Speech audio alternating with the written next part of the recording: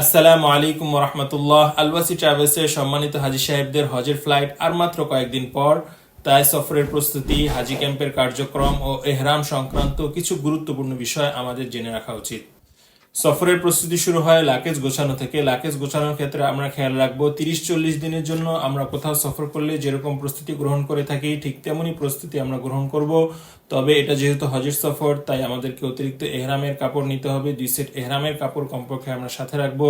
2 ফিতা স্যান্ডেল নিব এবং মহিলারা একটি হিজাব ক্যাপ সাথে রাখার চেষ্টা করব, যাতে করে এহরাম অবস্থাতেও আমাদের মা বোনদের পর্দা ঠিকমতো রক্ষা হয়। আমাদের এয়ারলাইন্স কর্তৃক ইতিমধ্যে আমাদেরকে জানানো হয়েছে আমরা যাওয়া আসা উভয় ক্ষেত্রে 2টি লাগেজে 23 কেজি করে সর্বোচ্চ 46 কেজি মালামাল বহন করতে পারবো।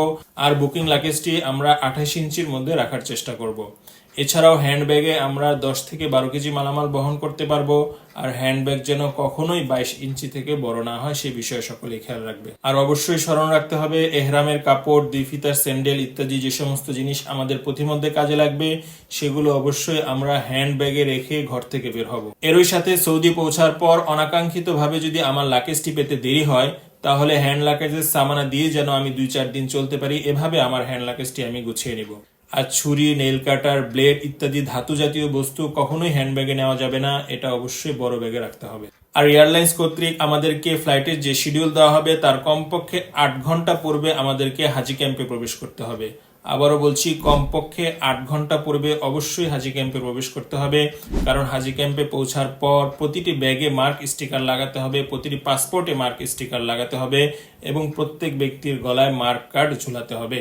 যদি কোনো কারণে ঠিকঠাক মতো মার্ক স্টিকার লাগানো না হয়, তাহলে কিন্তু আপনি আপনার ব্যাগটি হারিয়ে ফেলবেন। কারণ সৌদি পৌঁছার পর কিন্তু বেল্টের মাধ্যমে সাধারণ নিয়মে আপনি আপনার লাগেজটি পাবেন না, বরং সৌদি সরকার কর্তৃক সরাসরি ব্যাগটি আপনার হোটেলে পৌঁছে দেওয়া হবে। আর আপনার গলায় যদি মার্ক কার্ড না থাকে, তাহলে কিন্তু এয়ারপোর্ট থেকে আপনাকে বাসেও উঠতে দেওয়া হবে না। অতএব হাজি ক্যাম্পের প্রত্যেকটি কাজ অত্যন্ত গুরুত্বপূর্ণ হওয়ায় যথাসময়ে হাজি ক্যাম্পে উপস্থিত থাকার চেষ্টা করবেন। মার্ক স্টিকার ইত্যাদি লাগানোর পর আপনাকে এহরাম পড়তে হবে এবং হাজি ক্যাম্পে বাংলাদেশ ইমিগ্রেশন কমপ্লিট করা হবে।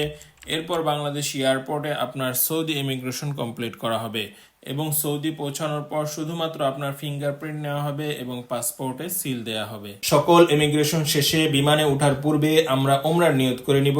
নিয়ত করা সহ এই সফরের প্রতিটি পদক্ষেপে আলওয়াসি ট্রাভেলসের সম্মানিত মুআল্লিমগণ আপনাদেরকে পরিপূর্ণ দিক নির্দেশনা প্রদান করবেন ইনশাআল্লাহ। সৌদি পৌঁছানোর পর হাজার হাজার মানুষের প্রত্যেকেই এহরাম অবস্থায় থাকার কারণে আপনি কিন্তু ভিড়ের মাঝে খুব সহজেই হারিয়ে যেতে পারেন। তাই ট্রাভেলসের পক্ষ থেকে পুরুষদেরকে যে রুমালটি দেওয়া হবে এবং মহিলাদেরকে যে হিজাবটি দেওয়া হবে তা অবশ্যই গলায় রাখার চেষ্টা করবেন। আলওয়াসি ট্রাভেলসের সম্মানিত হাজি সাহেবদের প্রত্যেককেই 2টি করে পিঠের ব্যাগ এবং একটি বুকের ব্যাগ এবং মহিলাদেরকে একটি হিজাব এবং পুরুষদেরকে একটি রুমাল এবং পুরুষদেরকে এহরামের আরো একটি বেল্ট দেওয়া হবে। সফরের পূর্বেই টিকিট, ভিসা, পরিচিতি কার্ড ও ব্যাগ স্টিকার সহ প্রত্যেকটি বিষয় আমরা ট্রাভেলস থেকে বুঝে পাবো ইনশাআল্লাহ। এছাড়াও কোনো বিষয় জানার থাকলে আমাদের সাথে যোগাযোগ করতে পারেন। ভিডিওটি দেখার জন্য ধন্যবাদ। আবারও দেখা হবে নতুন কোনো ভিডিওতে। আসসালামু আলাইকুম ওয়া রাহমাতুল্লাহি ওয়া বারাকাতুহু।